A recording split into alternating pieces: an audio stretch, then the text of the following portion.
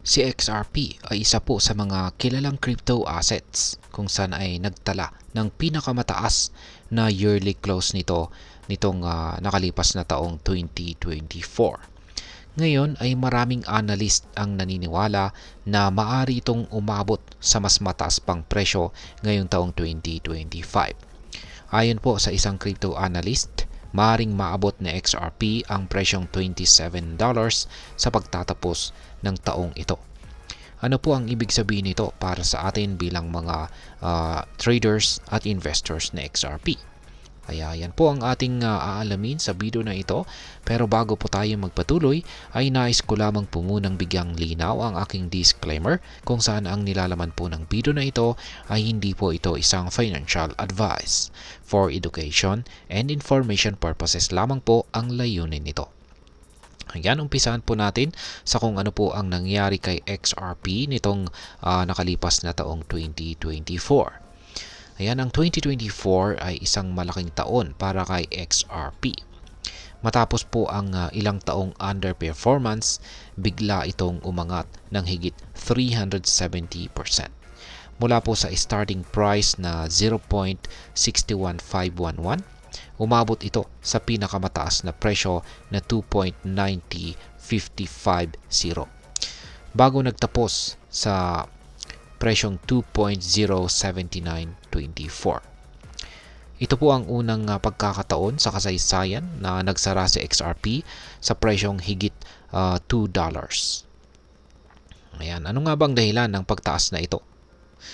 Bukod po sa lumalakas na interes sa cryptocurrency market, maraming eksperto ang naniniwala na ang incoming pro-crypto policies ng bagong administrasyon sa US ang may malaking epekto. Ang mga nominasyon para sa key positions tulad po ni Ginoong Paul Atkins para sa SEC ay nagbibigay na rin ng matinding kumpiyansa sa market na maaring magbigay ng mas malinaw at saka positibong regulasyon para sa mga cryptocurrencies. At ngayon ay ano po ang mga prediction para kay XRP ngayong taong 2025? Ayon po kay Ginoong Egrag, isa po siyang kilalang crypto analyst.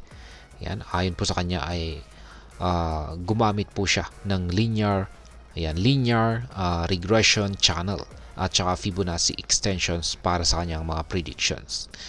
Kaya ayan, meron po siyang ibinahagi na tatlo na mga key price targets para kay XRP. Yan, yung una ay sa first quarter ng taong 2025 kung saan ay ayon po sa kanya ay maring maabot ni XRP ang presyong $6.4 kung saan ay ito po ay tumutugma sa 1.618 ng Fibonacci level. Kung mag-breakout po ito sa upper bounds ng channel, maring umabot ito sa $8.5. Yan. Meron din po siyang intermediate target at ito po ang $4.4. Isa pong posibleng presyo na sa kalagitnaan ng taon. Yan. Isang maaring makamit ito ni XRP sa kalagitnaan ng taong 2025. Base po ito naman po ang price target naman po na ito ay nakabase sa 1.414 ng Fibonacci level. At ang pangatlo ay ang ngayong pagsapit po ng buwan ng November ngayong taong 2025 ay maaari daw pong umabot sa XRP sa mas ambisyosong price target na $13 or baka umabot pa sa $27 kung saan ay tinatawag po ito ni Ginoong Egrag na cycle blow off top. Ayan, cycle blow off top. Ayan, tindi.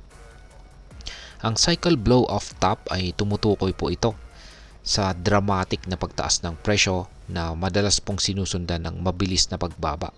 Kaya kung ang target na ito ay maabot, kailangang mag-ingat ang mga investors dahil maaring magkaroon po ng biglaang correction. Kaya ayan. Ngayon ay bakit po malaki ang potential ni XRP? Marami pong mga bagay ang nagdadala ng positive momentum para kay XRP. Tulad po ng regulatory clarity. Ang mga pro-crypto stance ng bagong administrasyon sa US ay nagbibigay po ng pag-asa sa mga investors. Kaya kung mas malinaw po ang regulasyon, mas maraming tao at saka institution ang mag-i-invest. Yan. At meron din yung use case ni XRP. Isa na rin pong nagdadala ito ng positive momentum. Isa po sa mga pangunahing layunin ni XRP ay gawing mas mabilis, mura at saka secure ang cross-border payments. Dahil dito ay nananatiling mataas ang demand para dito, lalo na po sa mga financial institutions. At syempre nandito na rin yung technological advancements ni XRP. Patuloy po na ini-improve ng Ripple Labs ang technology ni XRP na siyang nagpapalakas ng tiwala ng market dito. At ngayon ay ano po ang maaaring maging epekto nito para sa atin bilang mga Pinoy crypto traders at investors ni XRP. Una ay ang pagkakataon po sa investment.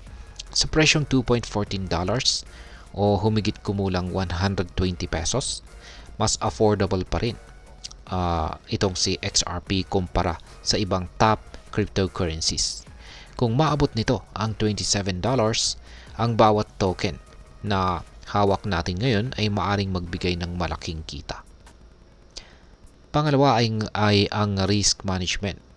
Bagamat mataas po ang potential ng XRP, volatile pa rin ang crypto market. Hindi po dapat natin ilagay ang buong ipon natin sa isang asset lamang. Ang diversification po talaga ay napakahalaga. At ang panghuli ay ang long-term na mindset. Ang ganitong klaseng investment ay nangangailangan po ito ng patience or pasensya.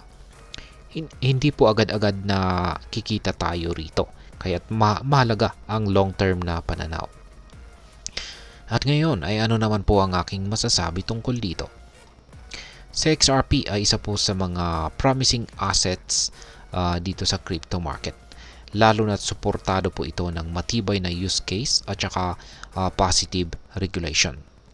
Ngunit mahalagang tandaan na ang crypto investing ay hindi para sa lahat. Kung plano mo pong mag-invest, siguraduhin mo pong nauunawaan mo ang risk at mga sapat at meron kang sapat na kaalaman tungkol sa market. Tama po ang sinabi ng mga analyst na don't wait to invest, invest and wait. Ngunit huwag po tayong magmadali. Mag-research, magplano at siguraduhin po nating tayo ay nasa tamang direksyon ng ating mga hakbang. At ayan, sa kabuuan, ang desisyon po ay nasa iyo. Kung naniniwala ka sa potensyal na XRP at kaya mong tanggapin ang risk, maaring ito na po ang tamang panahon para mag-invest. Pero tandaan, ang bawat hakbang sa crypto ay dapat may kasamang kaalaman at maingat na pagdidesisyon. At ayan, hanggang dito na lamang po tayo sa video na ito mga ka-crypto. Sana po ay inyong nagustuhan ang aking paliwanag sa video na ito. Kung inyo po itong nagustuhan, pag-click lamang po ang like button nito. Marami pong salamat sa panonood, ingat po tayo lagi at God bless po sa ating lahat.